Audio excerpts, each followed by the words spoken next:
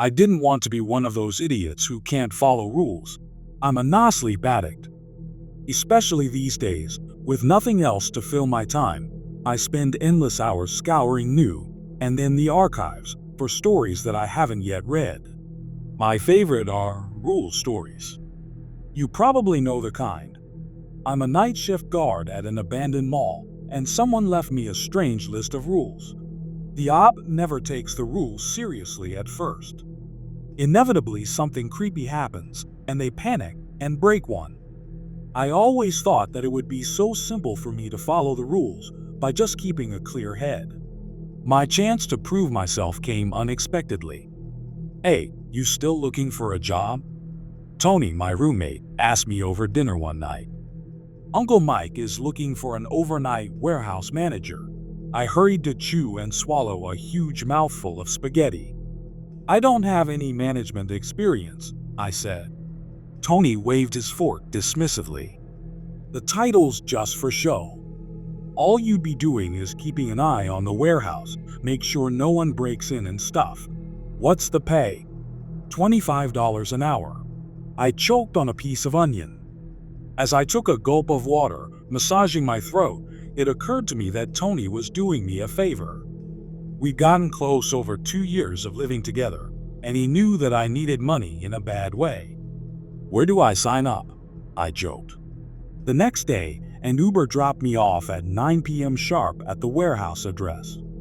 The warehouse was an ugly concrete building nestled between a junkyard and a shuttered dentist's office. I knew it was a dentist's office because of the rotted wood sign over the door, which read "Happy Teeth" next to a chipped picture of a cartoon emoji grinning widely with a full set of realistic human teeth. I pulled open the warehouse's thick metal door and stepped inside. I found myself in a huge, mostly empty room, illuminated by strips of flickering fluorescent lights. A few wooden crates were stacked haphazardly against the far wall, next to another metal door. To my left was a small closet, whose door was slightly ajar. To my right, a wooden desk with a chair behind it. On the desk lay a silvery key and a sheet of printer paper. My heart began to beat faster as I picked up the paper and read the following in large black print. "Rules. Lock the door behind you when you enter the building, and again when you leave. Do not open the door for anyone. If they are meant to be here, they will have a key. Do not go into the back room, especially if you hear voices coming from it. Ignore any unusual smells. Never open the crates. If they leak, there is a mop in the janitor's closet. If you see a man in a blue and white striped suit, be polite to him, but do not look at his face. Do not call the police. They are not on your side. Do not talk to anyone who looks like a police officer. They are not on your side." Was this a prank? I tried to recall if I'd mentioned my obsession with rule stories to Tony before. After a moment, I decided that, prank or not, I'd do what I'd wished so many times the ops of those stories would do. Keep a clear head. Follow the rules. I took the key and locked the heavy metal door behind me. Then I peeked into the closet, discovering that the cramped space doubled as both a janitor's closet and a restroom, containing a urinal, sink, mop, and bucket. Finally, I sat down at the desk, pulled out my phone, and started scrolling Reddit. I was proud of myself for having avoided the obvious trap. If I had gone to scope out the back room, no doubt something would have enticed me to open the door. No, better to stay right here. Several hours of doom scrolling later, I was sitting in my chair, half dozing, when a rattling sound startled me awake. I checked my phone 1 a.m. I heard the rattling again, coming from the front door. Someone was trying the door handle. I held my breath, staring at the jiggling handle. It occurred to me that there were no windows in the entire warehouse. No one could see in, and I couldn't see out. After a few seconds, the door handle stilled. Boom! The entire door shook, as if someone, or something, had struck it with tremendous force. My heart jackhammering in my throat, I stood up and slowly backed away. Boom! Boom! Boom! My back hit something cold. I was pressed against the back wall. As if a switch had flipped, everything fell still and quiet again. Under my hand, I felt the rugged metal of the door to the back room. Had the sole purpose of the assault by the entity outside been to drive me toward this room? In the sudden silence, I heard something through the wall.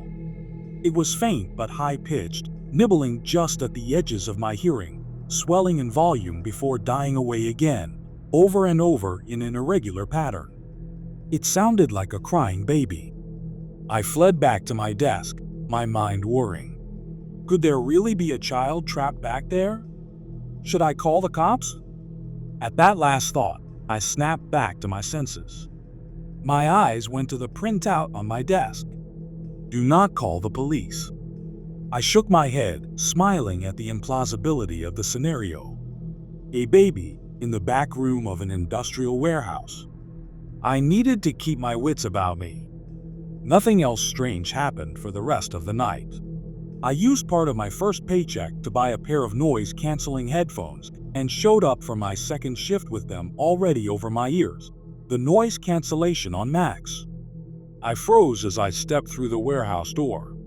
The air smelled wrong. It was coppery, like an old penny, with an unpleasant undertone that reminded me of a sewer leak, a mix of filth and decay.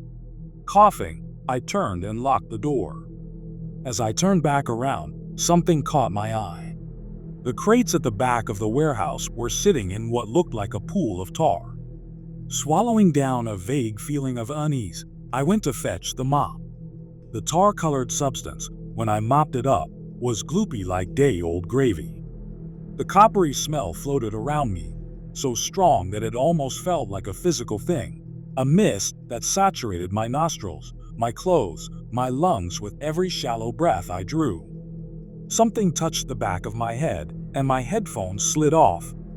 I spun around, sloshing dirty water everywhere. A man stood a few feet away with my headphones in his hand. He wore a gaudy suit with cream white and baby blue stripes. A gold bow tie sat crooked against a stiff white collar, and his face. I dropped my gaze to the floor, trying to forget my brief impression of his glittering eyes and pale lips. His voice was soft and thin. "Are you the new overnight manager?" he asked. Yes, sir," I forced out. "No headphones," he said. "Stay alert." I bobbed my head like a fool while staring intently at his shiny brown shoes. "Keep up the good work," he said. The shoes shifted, and his clicking footsteps crossed the room, followed by the sound of the front door unlocking. Once I heard the door lock slide back into place, I dared to look up. The warehouse was empty. I quickly finished mopping up the mess by the crates. My headphones were sitting on my desk. I sank into my chair, staring at the round black pads that soaked up the dim light. Had the man come in from outside? Or had he been in the back room? My imagination, running wild, conjured a vision of him standing unnaturally still in the dark, on the other side of the wall. Why had he been there? How long had he been waiting? What if he wasn't the only one? I couldn't calm down. I played on my phone, paced the floor, tried to nap, but no matter what I did, it felt like 1,000 glittering eyes were boring into my back. I needed to see what was in the back room. I read and reread the rules. Do not go into the back room, especially if you hear voices coming from it. I wouldn't go in, I reasoned.